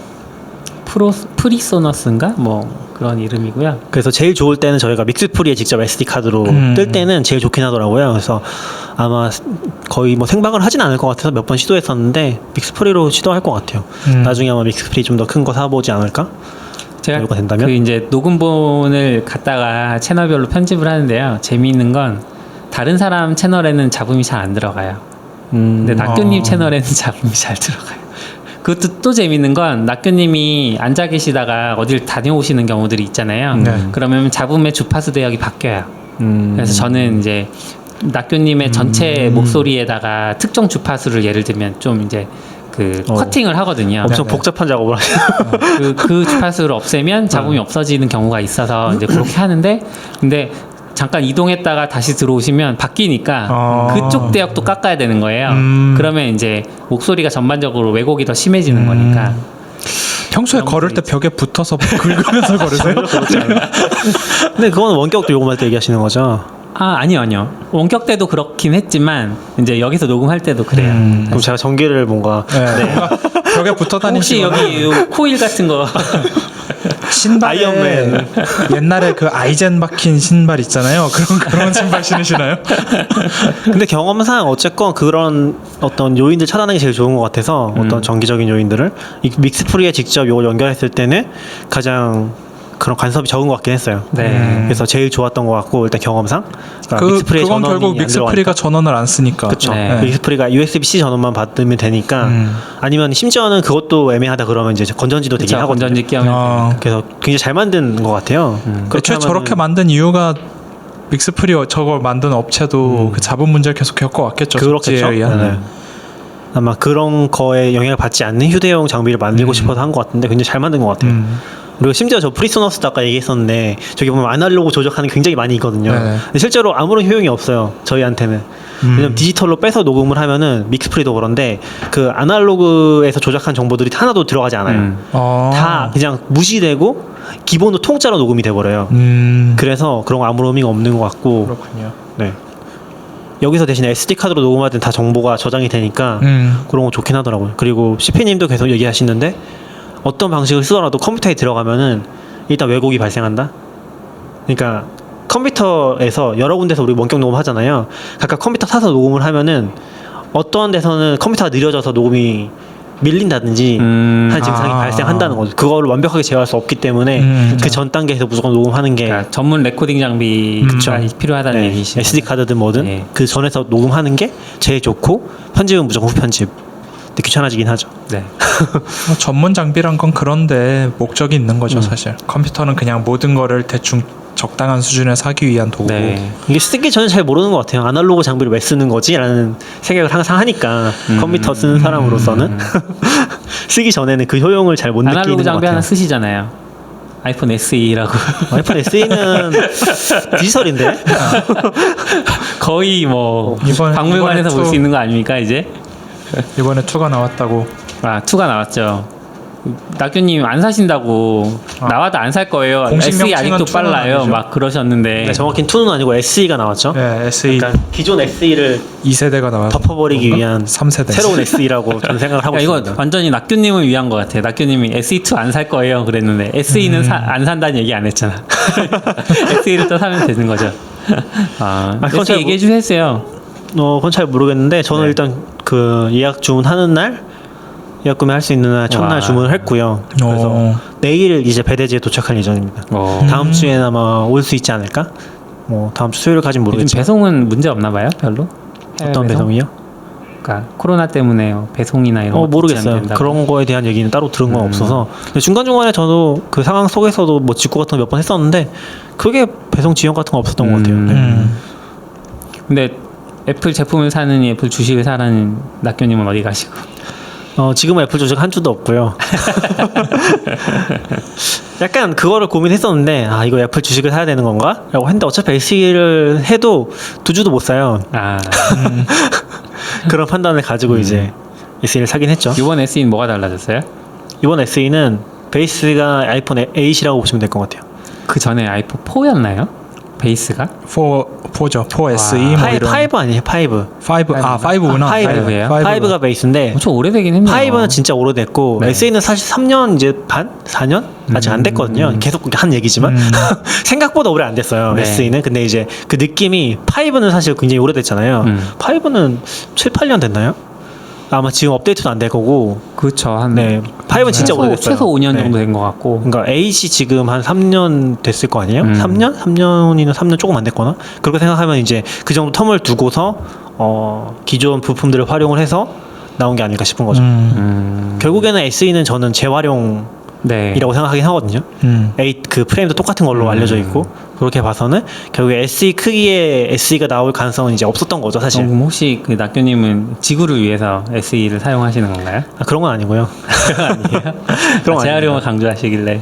근데 SE가 굉장히 매력적인 포인트들이 있어요. 왜냐면은 8이 그러니까 예를 들어서 8을 지금 쓰는 느낌인 거잖아요. 느낌상으로는. 네. 근데 8 껍데기는 8이지만 엄청 좋은 8인 거죠. 네, 프로세스는 SE도 마찬가지고 들었어요. SE도 제가 지금 항상 느리지 않다고 얘기를 하는데 네. 실제로 느리지 않아요. 그러니까 무슨 말이냐면 그러니까 기존 SE를 얘기하는 거예요. SE1도 느리지 않다는 게 애플 자체가 굉장히 최적화가 잘 돼 있고 거의 어떤 앱을 쓰더라도 기본적인 퍼포먼스가 나오거든요. 굉장히 오래된 CPU임에도 불구하고. 근데 이제 요즘에 들어서 좀 문제를 느끼고 있는 게 뭐냐면 어떤 가정을 하고 있냐면은 모든 아이폰이 다 상향 평준화가 됐잖아요. 그 네. 이후로 결국 새로운 모델들이 나오니까. 네. 그러면서 앱 개발자들이 나태해졌다. 난 저는 가정을 하고 있어요. 결국에는 CPU가 좋아지면은 CPU가 좋아지고 메모리가 커지면은 거기에 맞춰서 앱을 개발하잖아요. 그러다 보니까 SE가 느려진 게 아니라 새로운 앱들이 뭐 고성능이 필요한 게 아니라 더 방만하게 개발하는 거죠. 자원을 방만하게 쓰니까 SE에서 어떤 증상이 있냐면은 앱들이 느린 게 아니라 앱을 업데이트하면 느려져요. 그러니까 최신 버전으로 업데이트 잘 안 하는데 최신 버전을 업데이트하면은 기능이 바뀐 거 거의 없는데 좀 느린 케이스들이 보이는 거죠. 그래서 저는 이제 아이폰 SE의 문제라기보다는 이제 새로운 업데이트된 앱들의 문제라고 좀 보고 있는 앱들이 있거든요. 그럼 그렇게 유독 느린 앱들이 느린 앱이 거의 없는데 제가 봤을 때 한 4-5개 정도 그런 문제 겪고 있어요. 근데 보면은 최근에 좀 크게 리뉴얼한 앱들이 그런 케이스들이 많았어서 물론 이제 SDK 바뀌는 것도 있고 그런 과정에서 이제 SE가 소외되는 것도 있겠죠. 그런 의미에서 SE가 사실 이제는 조금 느려지고 있다. 근데 그거는 SE의 문제라기보다는 이런 환경 자체의 변함으로써 SE가 소외되면서 이제 약간 디자인에서 소외되듯이 그런 성능상에서 소외되는 느낌이 있는 것 같아요. 그것까지 챙기진 않으니까 디자인에서 SE 보지 않는 그런 프로덕트들이 많아지는 것처럼 이제 성능에서도 SE는 고려하지 않는 거죠. 네. 근데 SE에서 아마 최저가를 잘하면은 지금도 거의 똑같은 퍼포먼스가 나긴 할 것 같아요. 예전 앱들도. 이거 아이폰이 무슨 우분투 LTS 나오는 것처럼 네. 롱텀 서포트로 SE는 계속 다음 버전이 나올 때까지는 SE는 무조건 지원해야 된다고 이런 거 해야 되는 거 아닌가요? 지금 아직 지원하고 있어요. 아니, 그러니까 그 앱 개발자들한테 약간 의무적으로. 근데 그건 이제 점유율에 따라가는 거니까 한국은 점유율이 진짜 낮거든요. 네. 한국은 점유율이 거의 없고 근데 유럽 같은 데는 점유율이 은근 높아요. 한 기존 SE도 한 5% 이상. 저희도 이제 영국 진출할 때는 그런 것들을 좀 고려하긴 했었거든요. 네. 물론 지금도 다 SE 보고 있긴 한데 아무튼 그런 포인트들이 있죠. 그래서 SE가 이번에 엄청 잘 팔리지 않을까 저는 개인적으로 생각하고 있긴 해요. 그래요? 저도 그럴 것 같아요. 개인적으로 SE가 제일 매력적인 거는 아이폰 11을 살 가격으로 SE와 주식을 살 수 있다. 싸다. 네. 저 사죠. 그러니까 그 정도는 할 수 있지 않나? 저는 그러니까 한 주라도 산다 이런 게 좀 있어서 주식이 하나여도 사는 게 맞다라고 보는 게 좀 있어서 그냥 이 정도면은 되게 잘 만들었고 그 막 포트레이트 모드 뭐 이런 거를 많이 쓰지 않는다면 SE도 충분히 좋은 선택이 될 것 같아요. 그래서 저는 그런 생각이 어떤 생각이 드냐면은 결국에 SE가 새로 나왔잖아요. 그럼 이 SE의 생명 주기는 이 11 프로랑 거의 똑같을 거예요. 11 프로를 쓸만할 때까지는 SE를 쓸 수 있을 거예요. 그 칩을 넣었기 때문에. 물론 그게 의도적인 건지 뭐 진짜 일부에서 얘기하는 것처럼 코로나 때문에 뭐 어필할 수 있는 포인트가 적어지면서 이걸 굳이 넣어가지고 했냐는 얘기도 있던데 근데 그건 저는 불가능한 것 같고 왜냐면 미리 다 준비를 했었을 거기 때문에 그렇게 생각하면은 이제 그 주기를 맞춘 게 아닐까? 11 프로 쓸 수 있을 때까지는 SE도 그냥 똑같이 쓸 수 있다. 근데 이제 그게 한 4년 5년은 될 거라고 보거든요. 그렇게 봤을 때는 지금 뭐 SE 사서 새로운 걸 사서 쓰기는 굉장히 괜찮지 않을까? 그리고 많은 사람들이 간과하는 게 이런 폼팩터 기본 디자인을 다시 만드는 게 비용이 진짜 많이 들거든요. 그러니까 예전에 만든 SE가 처음 나올 때 그냥 5 그걸 그대로 쓴 거는 그때 만든 개발비를 그냥 계속 어떻게 보면 우려먹기 위해서 그러니까 결국 수익률을 위해서 하는 거라고 본다면 10R, 11, 뭐 11 프로 이것도 전부 다 아이폰 10에서 조금 더 발전한 거, 그 다음에 아이폰 10R이 이제 11이 됐고, 뭐 그런 식으로 기존에 만들었던 폼팩터를 계속해서 재활용하는 거는 애플의 기본적인 전략이라서, 근데 그게 이제 좀 더 옛날 모델까지, 마치 맥북 에어, 맥북 프로, 옛날엔 맥북이라는 것까지 있었던 것처럼 그렇게 세 가지의 폼팩터를 계속 가져가겠다 이런 식으로 지금은 보이는 것 같아요. 아이패드도 그러고 있고. 굉장히 전략적으로 제품 만드는 것 같다는 생각이 들어요. 그러니까 약간 새로운 모델이 나오면 기존 거는 다 버려야 되는 상황이 아니라 그리고 사실 SE1에서 보여줬던 게 그거잖아요. 근데 SE2에서 똑같은 걸 하고 있는 거니까 사람들한테 그걸 인지시킴으로써 오히려 더 좋은 효과가 나지 않을까? 그런 포인트도 있는 것 같아요. 사실 SE 처음 나올 때 저게 다음에도 나올까? 뭐 이런 걱정들이 다 있었죠. 근데 사실 이게 추측이 있었잖아요. SE가 2가 나올 거라는 추측이 사실 저런 그 4인치 모델로 다시 나올 수 있냐는 얘기가 SE 나오고 한 1, 2년 지나면서부터 계속 나왔었는데 사실 중간부터 좀 그 뉘앙스가 바뀌었거든요. 그 추측 보드들의 뉘앙스가 SE2는 저 정도 작지 않을 거고 그리고 기존 제품들을 다 활용해서 만들 거기 때문에 안 나올 수는 없다. 시기의 문제지 안 나올 수는 없다라는 식으로 바뀌었어요. 그 논조가. 근데 실제로 이제 그런 거 생각하면 정확하게 맞아 떨어진 게 아닐까? 근데 저는 조금 걱정되는 포인트는 아이폰 11이 몇 인치죠? 아이폰 11이 6.7인가? 6.1인가? 점점 커지죠. 그래서 스크린이. 이제 이번에 4.7인치인 거잖아요. 물론 이제 베젤이 있긴 하지만 이 다음에 SE3가 나오면은 더 커지지 않을까? 커지겠죠. 그런 관점에서는 약간 기존의 SE를 작은 폰을 좋아하던 사람들 입장에서는 점점점 메리트가 달라지는 게 아닐까? 그러니까 기존에 좀 SE의 특징 자체가 작았다는 포인트가 있고 아직도 그 6A 모델은 사실 최근 모델들보다 훨씬 작은 네. 모델이잖아요. 그런 관점에서는 점점 더 일반화되는 그냥 늦는다는 느낌이 드는 거죠. 그런 포인트 좀 있는 것 같아요. 유니크한 느낌 없는 것 같아요. SSE가 나와야죠. 스몰 SE. 스페셜리 스몰. 그래서 약간 A 관점에서 보면은 진짜 스페셜 에디션이라는 말이 맞는 것 같긴 해요. 8의 스페셜 에디션 같은 느낌, 5의 스페셜 에디션 같은 느낌인 거죠. 그러니까 결국 다음 SE는 지금 10의 디자인 그 이렇게 이제 네네, 그쵸. 노치가 있는 그 형태의 나올 거라고 가정을 해볼 수도 있을 것 같고 일단 그러면 왠지 다음 12나 뭐 이런 아이폰은 다시 네모난 형태로 아이패드 프로가 간 것처럼 그렇게 되지 않을까. 뭐 그런 얘기도 있더라고요. 네, 옆면이 평평한 지금 저 SE처럼 옛날 SE처럼 세워놓을 수 있는. 사실 전 지금 아이폰에 제일 불만이 세워놓을 수 없다 이기 때문에. 아까도 그런 얘기 했었는데 지금 저희가 녹화를 하고 있는데 네. 제 아이폰을 세워서 녹화하고 있거든요. 네. 그러니까 세운다는 게 옆으로 세워서 이렇게. 네, 근데 지금 폰들은 그게 되는 게 그게 거의 안 되죠. 없죠. 네. 갤럭시 쪽에도 없고. 그래서 그런 부분은 이제 다음 모델에서 가져오지 않을까. 사실 SE를 사람들이 많이 좋아했던 포인트 중에 하나가, 그러니까 SE1을 좋아했던 포인트 중에 하나는 약간 모르겠어요. 이게 맞는 말인지 모르겠는데 스티븐 잡스의 디자인 고집이 남아 있었던. 그러니까 하지 말라는 거 다 안 했던. 그러니까 카메라도 안 튀어나와 있고 옆으로 세울 수도 있고 뭐 세우는 게 포인트인지 모르겠지만 그런 부분이 있었는데 그게 사실 다 깨졌잖아요. 이 다음 버전부터는 뭐 카메라 튀어나오는 거 너무 당연해졌고 심지어 뭐 갤럭시에서도 카메라 튀어나 놀리더니 자기네 다 튀어나오게 만들고 인덕션 따라 만들고 너무 보편화되다 보니까 근데 뭐 또 케이스를 쓰니까 의미가 없긴 한데 또 생각해 보면은 근데 SE가 케이스 안 쓰면 진짜 괜찮긴 하거든요. 사실 아이폰 5까지 쓸 때는 전 케이스 아예 안 썼어요. 사실 그 카메라가 튀어나오기 시작하면서 케이스 쓰기 시작한 건데 맞아요. 다음 버전부터는 그냥 아예 케이스 안 쓸까 싶기도 해요. 요즘 유리가 너무 좋아져서. 그렇죠. 요즘 이제 케이스가 깨지지 유리는 잘 안 깨지더라고요. 잘. SE 자체에 대한 얘기는 안 한 것 같긴 한데 그거는 뭐 한번 오면은 네. 아마 다음 주나 다다음 주에는 가지고 올 수 있을 것 같아요. 언팩 뭐 하셔도 됩니다. 유튜브 찍으셔도 됩니다. 저희 44비치 채널에 언팩 해주셔도 되고. 근데 약간 좀 아쉬운 건 이제 카메라 같은 경우는 좀 포인트가 있는 것 같긴 해요. 그러니까 11 프로도 되게 사고 싶긴 했었거든요. 그러니까 카메라 때문에. 또 이게 휴대폰이라는 거 자체 역할 중에 하나가 카메라인 거잖아요. 네, 그렇죠. 세상이 바뀌었으니까. 근데 이제 어쨌건 그런 포인트를 최신 따라갈 수 없다는 거는 단점이긴 하죠. 그러니까 소프트웨어적으로는 어떤 시점에 카메라를 쓰고 있어요? 뭐 잘은 모르겠는데 뭐 좋진 않은 것 같고. 카메라 자체 부품은 최신 부품인 것 같고요. 그거를 이제 AI로 좀 더 좋게 만드는 맞아요.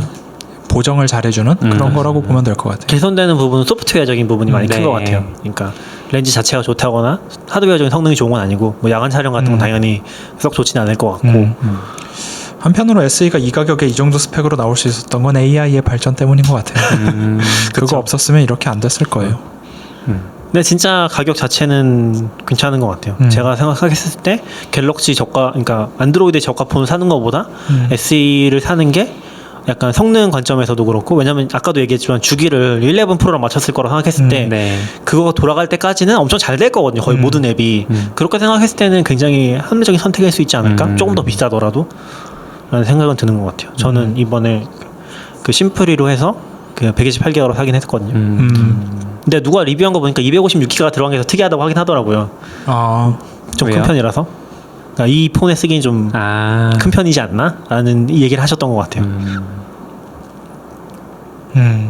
근데 뭐라고 해야 되지?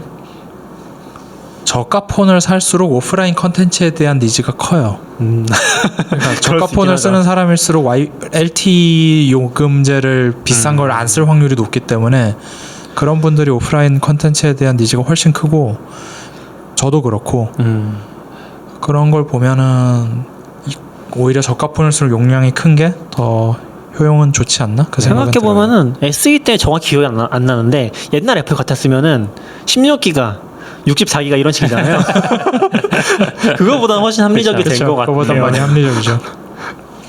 64기가 사도 사실 얘기하신 것처럼 오프라인 콘텐츠 많이 안 쓰는 사람들은 충분히 합리적이고 많이 써도 한 128기가, 256기가 선택해서 쓰면은 괜찮은 것 같아요. 저는 레드는 아니고 일단 흰색으로 사긴 했거든요. 레드가 코로나 기부를 한다고 하니까 잘 모르겠어요. 왜냐면 전면은 어차피 똑같은 것 같고 네. 케이스 쓰시는 분은 어차피 상관없으니까 네. 마음에 맞아요. 드시는 거 사도 되지 않을까? 레드 쓰시는 분 아직 한 번도 못 봐서 한 번 본 것 같아요, 레드. 예쁠 것 같긴 한데 전 다음에 사면 레드나 바이올렛으로 사야지 그러고 있었는데 네. 지금도 전 케이스는 바이올렛이긴 하니까. 근데 아무리 말이 많아도 저희가 IT 회사라서 그럴 수 있긴 한데 네. 애플 잘하는 것 같긴 해요. 11 프로 나왔을 때도 이거 누가 사냐고 했는데 다 한 명씩 사고 있고 에어팟 프로 나왔을 때도 아무도 이거 필요 없다고 다 사고 네. 있고 그러니까 이게 약간 예측이 다른 것 같은데 전 11 프로 나왔을 때 와 저거 엄청 많이 팔리겠구나. 에어팟 프로 나오면서 드디어 노이즈 캔슬링 들어갔으니까 저것도 무지막지하게 팔리겠구나 그런 생각도 했었고. 근데 저도 느끼는 게 그러니까 이게 전 느끼는 게 뭐냐면은 그 사람들이 아니라 일단 에어팟 프로를 써보면은 대안이 없긴 해요, 진짜. 그러니까 옛날에 보스 노이즈 캔슬링 이제 인이어 이어폰 같은 거 쓸 네. 때랑은 차원이 다른 것 같아요. 이거 자체를 쓰면은 이거 자체에 대한 대안은 없구나라는 생각이 좀 드는 것 같아요. 근데 그거 너무 보편화시킨 것 같아서. 근데 뭐 다 따라하고 있긴 하죠. 심지어 네. 요새는 진짜 뭐 그 올리브영 같은 데 가보니까 그냥 이어폰을 네. 다 에어팟이 아니라 헷갈린다. 그 아이폰에 이어폰을 똑같이 만들어 팔더라고. 그런 것 꽤 있죠. 모양들이. 예. 그래서 뭐 성능 차는 있을 수 있긴 한데 아무튼 전 좀 그런 포인트를 느끼고 있어서 사실 에어팟이 처음 나오면서 트루 와이어리스 이어폰이라는 카테고리를 열었잖아요. 우리말로 하면 참 무선 이어폰. 뭐 참 우선. 그런 카테고리를 열었는데 그 카테고리에서도 애플이 제일 잘하는 것 같아요. 저는 이제 뱅앤 올룹슨 거 써보고 그다음에 그 제나이저는 너굴린 거 네. 빌려서 좀 들어보고 뭐 그리고 다른데 평이나 이런 거 읽어보면 배터리 라이프도 그렇고 노이즈 캔슬링도 그렇고 이런 것들이 전반적으로 모든 게 아주 뛰어나진 않지만 다 평균 이상인 제품은 애플이어서 그러니까 좀 선택하고 크게 후회하지 않을 만한 거를 잘 만드는 것 같아요. 저는 음질을 기대하면 실망할 거라 생각하는데 그러니까 약간 전 느낌이 그 유선 이어폰 있잖아요. 유선 네. 이어폰이 굉장히 좀 계륵 같으면서도 대안이 별로 없었다는 느낌 많이 받거든요. 그러니까 은근히 요 정도 가격에 요 정도 성능이 나오는 게 별로 없고 내구성을 가진 게 별로 없다라는 느낌이었는데 1세대 무선 에어팟이 딱 그거를 선만 자른 느낌이긴 했거든요. 이제 이 에어팟 프로도 음질이 좋다기보다는 이제 어쨌든 거기다가 노이즈 캔슬을 넣은 느낌, 인이어 이어폰이 된 느낌이라서 그런 포인트들이 되게 잘 가져가고 있지 않나. 네. 경험을 계속 유지시켜주는. 지금은 이제 유선을 쓰지도 못하죠. 답답해서. 다음에 기회가 되면 음질 얘기도 한번 해보면 좋을 것 같아요. 저는 전문 분야는 아니라서 1시간 넘게 얘기할 주제인데 얌얌님이 전문 분야죠. 아니요, 전 전문이라기보다 그냥 사람들이 음질과 음색을 구분 못하더라. 그렇죠. 저는 못합니다. 그거에 그러면서 얘기하는 거를 막 공중파에서 막 전문 음악 PD 이런 분들도 하니까. 그래서 다음에 특집으로 한번 뭔가 특집이 뭐지? 특집이라기보다 다음에 주제를 잡고 지금 아이패드 키보드도 아직 안 했고. 네네. 아이패드 키보드는 하실 얘기 있으신가요? 저는 사실 관심이 없어서. 아이패드 키보드는 아이패드보다 무겁습니다. 네? 아이패드보다 무거워요. 키보드가요? 예. 근데 그 옛날에 그 아이패드 덮던 그 키보드랑은 좀 다른 키보드인가요? 예. 스마트 키보드. 네. 이거는 이제 실제로 완전 매직 키보드라고 부르고 있고요. 실제로 이제 모니터가 약간 이렇게 뜨게 이거 화면에 어떻게 내보내지? 실제로 화면에 이렇게 뜨게? 노트북처럼 만들 예, 그렇게 한 건데 결국 왜 그렇게 무거워졌나를 생각해 보면은 이런 노트북은 모니터보다 요 아래 본체가 훨씬 무거워요. 그쵸. 배터리가 다 밑에 있으니까. 근데 아이패드는 그 자체로 이미 600g인 애가 공중에 떠야 되잖아요. 그러면 그걸 띄웠을 때 키보드가 가벼우면 넘어갈 거란 말이죠. 그러니까 아예 키보드도 그거에 맞춰서 무게를 늘리다 보니까 700g이 나왔어요. 결국. 저는 그렇게 추측하고 있어요. 1차적으로 느끼는 거는 스마트 키보드는 완전 실패작이라고 생각하거든요. 첫 번째 스마트 키보드. 왜냐면은 스마트 키보드는 넘어가요. 그러니까 못 맞추면은 이게 맞아. 넘어지거든요. 그럼 진짜 빡치죠. 그래서 그렇게는 안 된다고 느낀 게 아닐까? 그 방식으로는 좀 한계가 있다고 느낀 게 아닐까? 근데 너무 무겁잖아요. 그렇죠. 그거 뭐 노트북 두 개를 같이 들고 다니면 1.3kg인데 에어보다 무거운 거 아니에요? 맥북 에어보다? 비싼 거 아닌가요? 맥북 에어보 그걸 다 하면 1.3kg니까 맥북 네. 에어가 1.5kg 정도 되지 않나요? 1.03 아니에요? 맥북 에어는? 정확히 모르. 아니요, 에어 그 애플 제품의 맥북은 알루미늄 케이스 때문에 그런지 모르겠는데 1.3 아니면 일반적인 것들보다는 무거워요. 가벼운 거는 그 맥북. 맥북이 엄청 가벼워. 맥북이 1kg 정도 됐던 것 같고. 네. 맥북 에어가 1.29kg예요. 아 2구. 그러니까 아이패드에 비슷하네요. 키보드를 하면 더 무겁죠. 에어보다. 더 무겁네요. 예. 아, 좀 애매한 포인트이긴 하네요. 근데 약간 애플에서 밀고 있는 관점을 봤을 때는 최근의 관점에는 결국에는 아이패드가 맥북이다. 그러니까 맥북이다는 아닌데 당연히 그러니까 그런 컨셉으로 예전에 그 12인치 네네. 맥북 같은 컴퓨터 컨셉으로 밀고 있다는 느낌을 좀 그쵸. 주는 것 같아서 네. 그렇게 쓰라는 거 아니? 그렇게 쓰고 싶은 사람들을 위한 거 아닐까?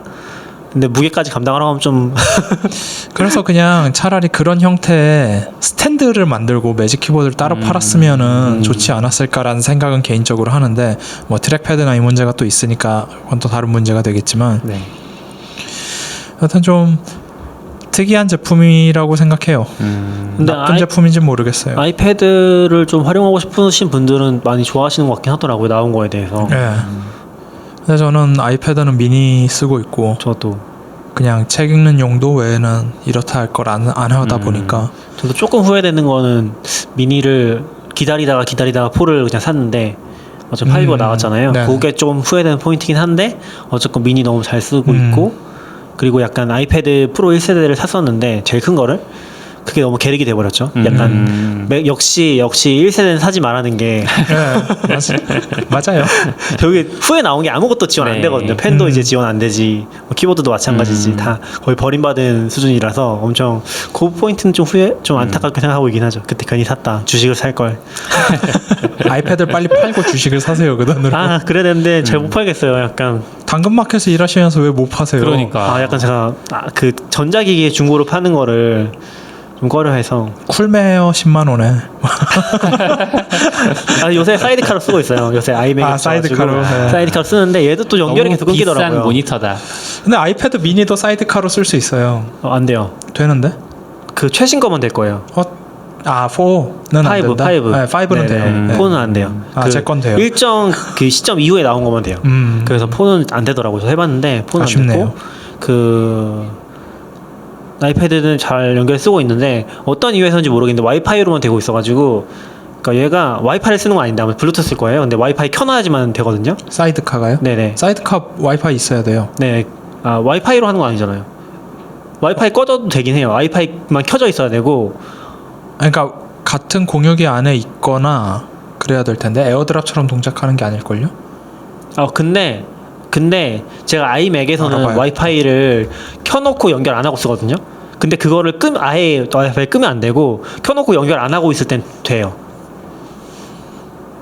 그러니까 와이파이로 하는 것 같진 않은데 와이파이를 켜라는 게 기본인 것 같아요. 와이파이를 안 할 수가 없는 게 통신량이 많을 텐데 에어플레이 쓰는 와이파이로 거고. 예. 사이드카는 에어플레이 가지고 만든 거라서 와이파이가 저는 필요하긴 할걸요. 아이맥에서 와이파이 연결 안 하긴 하거든요. 유선만 쓰고 있어서.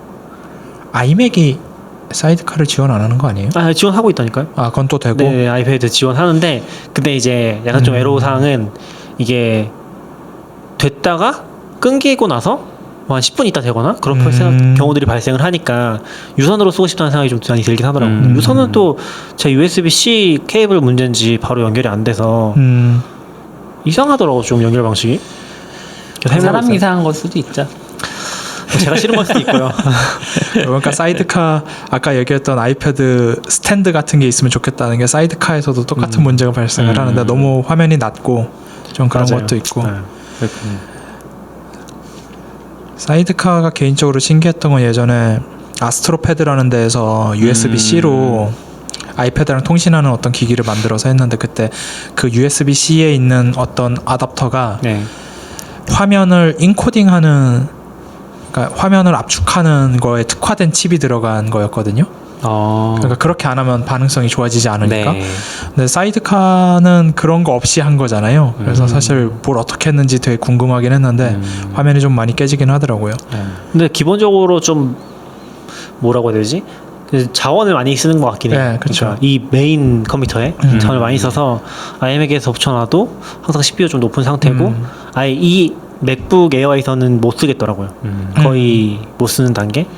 그게 아마 인텔 인코더 같은 걸 쓰지 않았을까 싶어요. 네. 인텔에서 변환 빠르게 해주는 거. 그리고 사실 저는 듀엣이랑 크게 차이를 못 느끼긴 했어요. 듀엣도 거의 그렇죠. 힘들었고 걔도 좀 아직까지 자원상에서는 그렇게 큰 이득이 있는지 잘 모르겠다. 네. 그래서 점점 안 쓰게 되더라고요. 화면이 안 보여요. 잘 안 보게 돼. 그럼 아무튼 좀 저희가 자꾸 얘기가 새는군요. 그러게요. 되게 오래 녹음했네요. 그리고 뭐 적당히 잘라서 하시죠. 네. 좀 순서가 바뀐 것 같긴 하지만 이거 베어의 새로운 에디터가 나왔습니다. 써보셨나요? 아직 안 써봤어요. 베어가 새로 나온 건가요? 베어가 새로 나온 건 아니고 네. 이게 좀 사실 지난 소식이긴 한데 베어에서 새로운 에디터를 공개를 했어요. 근데 그 에디터를 베어 노트 자체에 포함된 게 아니라 네. 에디터를 별도로 다운로드 받아서 요게 새로운 에디터로 들어갈 거다 우리 베어에 써보세요라고 이제 공개를 한 거죠. 나중에 넣을 건데 지금 미리 써볼 수 있다. 그쵸. 그래서 아마 알파 버전이라고 했었나? 그렇게 해서 공개를 했고요. 네. 베어 앱에 알파 페이지 가보시면은 뭐가 좋아졌나요? 에디터 2.0 알파라고 다운로드를 받으실 수가 있습니다. 그래서 약간 단일 노트 앱처럼 네. 써볼 수 있어요. 굉장히 좋은 거는 이제 애니메이티드 GIF 파일 지원이 되고요. 좋은 건지 잘 모르겠다. 근데 진짜 그러네요. 좋은 거는 진짜 저는 너무 충격받은 거는 테이블이 돼요. 이걸 너무 잘 만들었어요, 진짜. 전 역시 이거는 진짜 얘네가 의식적으로 작업을 하는 거구나 하는 걸 저는 100% 느꼈습니다. 그리고 이제 좀 중첩되는 스타일의 그 커먼 마크 문법들 이런 게 잘 안 됐나 봐요. 네. 전 중첩해서 쓰는 일이 별로 없었긴 맞아요. 한데 요게 이제 잘 된다고 하고요. 그리고 풋노트 기능이 들어갔다고 합니다. 풋노트. 전 풋노트는 뭐 풋노트는 원래 있었어요. 이렇게 아닌가? 내가 지금 없었어요. 율리시스랑 헷갈리고 있나? 네네 율리시스에 있고 여긴 없었는데 풋노트 기능이 들어갔고 그다음에 라이트 투 레프트 랭귀지를 지원한다고 하고요. 혹시 아랍어 쓰시면은 아랍어. 아니면 뭐 고문서 옮길 때. 고문서. 그리고 그러니까 코드 블럭을 좀 더 강화했다고 하네요. 이거는 아직 택 지원이 안 돼서. 그래서 아마 이런 것도 좀 원하셨던 분들은 미리 좀 다운로드 받아서 써보고 이제 피드백 해주시면은 좀 그러니까 버그가 있다거나. 네. 근데 테이블 얘기를 좀 해보면은 저는 이게 굉장히 좋다고 느꼈던 게 얘네가 사실은 플레인 텍스트에 대한 굉장히 강한 집착이 있다고 생각을 해요. 플레인 텍스트랑 GUI랑 어떻게 합쳐서 좀 쓸 거에 대한 그런 집착이 굉장히 강한데 예를 들면은 베어에 있는 내용은 그 카피에이지 마크다운으로 복사를 하면은 진짜 마크다운이거든요. 이게 100% 호환이 돼요, 진짜. 근데 베어에서 쓰는 느낌은 꼭 마크다운이긴 한데 마크다운 아닌 느낌으로 좀 쓰는 게 가능한데 그렇죠. 약간 좀 겹쳐져 있는 거죠. 근데 어쨌건 카피에이지 마크다운 그냥 카피하면 안 되고 반드시 카피에이지 마크다운으로 하셔야 됩니다. 그러면은 우리가 개발자들이 쓰시는 거의 모든 도구에서 다 호환이 되는 거죠. 그러다 보니까 저는 거의 모든 문서 작업을 다 베어에서 하고서 카피에이지 마크다운을 복사하거나 저희 44비트도 마찬가지고 그런 식으로 작업을 하거든요.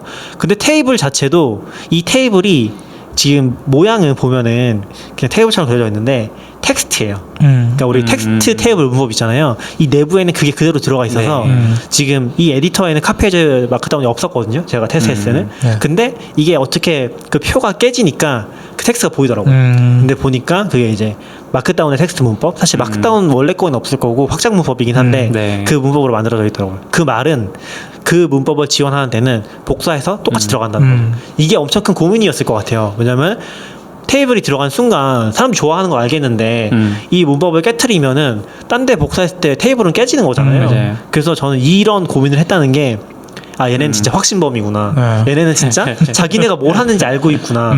그런 생각이 들었어요. 왜냐면 이 의식이 없으면은 맞아요. 이런 걸 못 만들었을 거거든요. 그냥 테이블이 됩니다. 근데 이제 텍스트로 보려고 하면 이것도 텍스트 안 되니까 쓰면 안 되겠네라는 생각이 들고 고민을 하게 만드는데 베어는 그런 거 진짜 잘했던 것 같아요. 알파 페이지에 보면 테이블 얘기하면서 그 옆에 코멘트로 No, you aren't dream이라고 써놨거든요. 네가 꿈꾸는 게 아니야 라고 할 수 있는 건데. 아니잖아요. You aren't dreaming? 네. 너 지금 아니야. 꿈꾸는 거 아니야 이런 얘기잖아요. 네네네. 네, 그러니까 이게 정말로 구현될 거라고는 상상하기 어려웠던 그런 기능인 거죠, 그만큼. 근데 저는 어쨌건 그거를 텍스트 베이스로 이거를 텍스트를 보고서 렌더링을 하는 식으로 네. 구현했다는 게 진짜 대단한 것 같아요. 그래서 약간 배어가 잘하고 있는 부분이 저는 그런 거라고 생각하는데 약간 마크 다운의 부분 렌더링을 구현한 것 같아요. 그러니까 우리가 보통 부분 렌더링을 생각 안 하잖아요. 그러니까 이 문서 전체를 렌더링하는 컨셉으로 기존의 에디션을 다 만들었어요. 그러다 보니까 마크 다운이 커지면은 이런 식의 하이브리드 에디션은 엄청 느려지거든요. 맞아요. 근데 배어는 어쨌건 그거를 부분 렌더링을 하고 있는 것 같고 그래서 가끔씩 렌더링 깨지는 케이스가 있어요. 그래서 문서 갔다 오면 살아나는데 맞아요. 렌더링이 깨지거든요. 그게 부분 렌더링 해서 그런 것 같아요. 근데 그게 힘들 수밖에 없는 게 생각해보면 백틱 같은 거 이렇게 3개 쓰면은 네. 밑에가 다 코드가 돼버리잖아요. 맞아요. 그런 것들 중간에 잡아낸다는 게 사실 엄청 어려운 일이잖아요. 어쨌건 그거를 어떤 식으로건 전체적인 그 정합성보다는 부분 최적화를 통해서 그 장점을 제공한다는 게 저는 좀 좋은 포인트지 않나? 그래서 약간 이게 도드러지지는 부분은 아닌데 사람들이 이런 거 가지고 의식하진 않는 것 같지만 되게 까볼수록 좀 매력적인 까볼수록 얘네가 진짜 뭔가 하는 걸 자기네가 뭘 하고 있는지 의식하고 있고 이미지 같은 것도 마찬가지고 그런 게 되게 좋은 것 같아요. 약간 전 이맥스에서 글 쓰는 거 포기한 게 결국 이미지가 안 나와서긴 하거든요. 그 이미지 나오는 건 굉장히 중요해요. 그쵸. 그거 없으면 이게 뭔 이미지인지 모르기 때문에. 그쵸. 그렇습니다. 분량이 길어지면 또 파악도 잘 안 되고 테이블도 마찬가지인 것 같고 테이블도 기존엔 저는 이제 그 마크다운 텍스트 문법 쓰긴 했었는데 44비치에서는 이제 좀 더 편하게 쓸 수 있지 않을까? 테이블 필요할 때 그런 것들은 좋은 것 같아요. 그래서 그냥 개인적인 생각입니다. 많은 분들이 공감하실지는 모르겠지만 배어를 좋아하는 코드 블럭에 택만 들어갔으면 좋겠어요. 이제 그쵸. 태극기랑 일단 저는 택만 들어가도 만족할 것 같아요. 그래프까지는 필요 없고. 택은 또 좀 어렵지 않나요? 다른 그쵸. 부분으로 마크다운 택 지원되는 것 자체가 어렵죠. 아예 따로 움직여야 되니까. 네. 거의 크게 기대는 안 하고 있어요. 옛날에 그런 거 만들었어요. 그러니까 저는 이제 저번 주에도 얘기했지만 좀 스크립팅 하거나 그런 거 좋아하거든요. 그러다 보니까 어떤 걸 만들었냐면은 택 문법으로 코드 블록 만들어서 쓴 다음에 그거 드래그 한 다음에 키보드 마우스로 어떤 단축키를 누르면 그거 이미지화 시켜서 집어넣어주는 그런 거 만들었었죠. 그런 거 만들었었는데 사실 저는 수학을 못하기 때문에 쓸 일이 없긴 하더라고요. 근데 뭐 문서 정리할 땐 가끔 쓰니까. 네. 그런 게 안 되는 게 조금 단점이긴 하죠. 그렇군요. 그래서 언제 나올지 모르겠는데 배어의 호가들. 네. 제가 배어에 이제 가장 기대하고 있는 기능 중에 하나는 이제 TOC 테이블 오브 콘텐츠가 들어가면 좋겠다. 긴 글 쓸 때 좀 힘들어서 그 정도 기대하고 있고 그 외에는 이제 거의 없는 것 같아요. 완벽한 에디터인 것 같아요. 노트 그룹핑 같은 것도 있으면 좋은데 그럼 율리시스랑 차이가 사라져서. 네. 약간 의식적으로 그거는 선택을 한 것 같아요. 태그 쪽으로. 그런 것 같아요. 네. 근데 이것도 굉장히 좀 신선한 컨셉이잖아요. 배어 안 쓰신 분들은 모를 수 있는데 배어의 태그는 그 문서의 메타데이터가 아니라 해시태그거든요. 그러니까 트위터 해시태그 같은 거예요. 아무데나 태그를 달 수 있다는 게 좀 문서 정리할 때는 좀 굉장히 큰 장점. 그리고 네이스티드하게 지원이 되니까 의식적으로 쓰면은 굉장히 좋은 분류 도구가 될 수 있는데 사실 막상 써보면 쉽진 않은 것 같아요. 네. 글감 모으는 용도로 매우 좋고 그걸 다시 정리해서 쓰는 거는 배우로는 힘든 그런 느낌은 있어요. 예전에 승준님이랑 얘기할 때는 그 도구에 대해서 얘기를 하면은 제가 정확히 기억 안 나는데 그런 도구에서 굉장히 중요한 포인트 중에 하나가 확장성? 그러니까 이 도구의 목적이 정해져 있는 게 중요한 게 아니라 그 도구를 사용하는 사람이 자기만의 방식대로 사용할 수 있는 포인트들을 만들어주는 굉장히 중요한 다른 논문 같은 게 있었던 것 같아요. 근데 그런 포인트에서 배워도 굉장히 좋은 앱이지 않을까? 약간 실제로 제가 느끼는 것 중에 하나가 아이패드 잘 쓰는 사람이나 뭐 배어 잘 쓰는 사람이나 그런 사람들을 유튜브로 보거든요. 그리고 저랑은 또 사용 패턴이 완전 달라요. 그리고 사실 이거는 얌얌님한테도 느끼는 거긴 하지만 얌얌님도 저랑 또 노트 스타일이 완전 다르거든요. 그렇죠. 활용하는 방식 자체가 그런 걸 포용해 준다는 게 굉장히 중요한 포인트인 것 같고 거꾸로 보면은 기존의 단일 마크다운 에디터들 같은 애들은 그런 게 안 되니까 그냥 진짜 에디터로만 좀 매력이 있었던 것 같고 좀 그걸로 끝나버린 느낌이긴 한 것 같아요. 모든 서비스에 적용할 수 있는 문제인 것 같은데 우리가 보통 특히 프로그래머들이 뭔가를 만든다라고 하면 나 이거 만들어 보고 싶어. 그래서 이게 됐으면 이제 끝. 목표가 완료된. 근데 이제 실제로 서비스를 만든다고 하면 이거를 쓰는 사람들이 이걸 왜 쓰는지 내가 이거를 왜 만들고 무엇이 불편해서 만들고 싶었는지 그런 것들이 좀 들어가 주는 게 결국 서비스를 발전시키는 데 도움이 되지 않나 싶어요. 그리고 약간 트렌드 자체가 모바일로 넘어가면서 경험을 주는 데 많이 집중이 돼 있잖아요.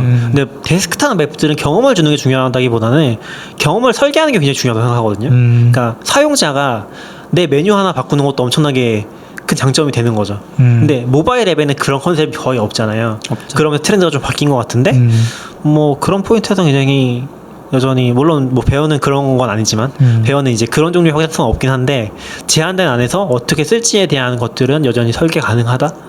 약간 좀 노트 앱들도 그런 게 되는 게 있고 안 되는 게 있고 그런 생각이 많이 들거든요. 에버노트 같은 것들은 그런 게 썩 잘 되진 않는 것 같고 뭐 쓰는 방식은 굉장히 다양하긴 하지만 그게 얘는 좀 느려져서 그렇게 안 되는 것 같고 배어는 아직까지는 저는 지금 노트 꽤 많은데 제가 만들어 놓은 노트가 지금 몇 개냐 3,600개 정도 있는데 와. 사이드바가 안 느려지거든요.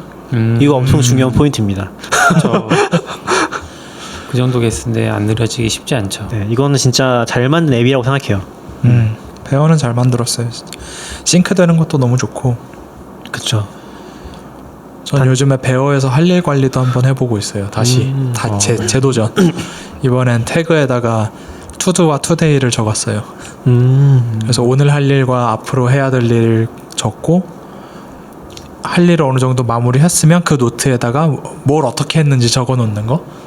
제가 지금까지 그거를 잘 안 했었거든요. 다 네. 끝나면 몰아서 정리하는 편이었는데 맞아요. 중간중간 정리를 하기 위해서 그렇게 한번 써보고 있어요. 이게 약간 뜬금없이 아까 전에 모니터링 그러니까 그 관측은 굉장히 비용이 많이 든다고 얘기했잖아요. 그거랑 네. 똑같은 거라고 저는 생각을 하는데 저도 올해부터 시도를 했던 것 중에 하나가 과거를 기록하는 거.